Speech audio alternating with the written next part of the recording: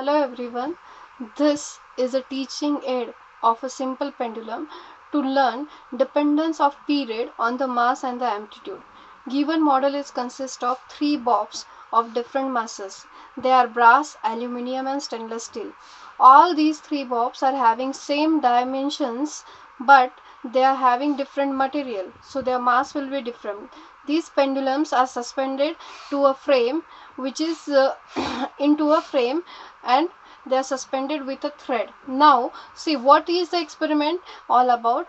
We are supposed to pull one of the bob. For example, if I am pulling a stainless steel bob, allow it to oscillate periodically with the small amplitude. Okay, now note the period which is required for 20 oscillation. You can note the time using stop clock or using stopwatch in your mobile.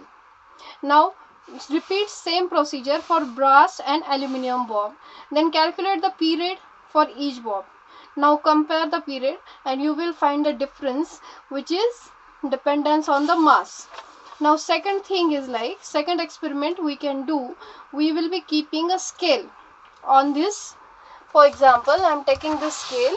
I will keep this scale on this platform and I will adjust 0 here at the position of the bob. Okay, now once the 0 is adjusted, I will pull this bob up to certain definite height. For example, if this is a 0, then I will pull it to 3 centimeter and then I will release it. Same way I will pull another bob up to 3 centimeter and I will release it. So now what I am going to do, I am keeping this 3 centimeter distance same marking, and then I am oscillating it. Now once I am done with the 3 centimeter, then again I can pull the bob up to 6 centimeters, then 9 centimeter. This is the another way to do this experiment. So this is how we can study how the dependence of the period of the pendulum on mass and amplitude.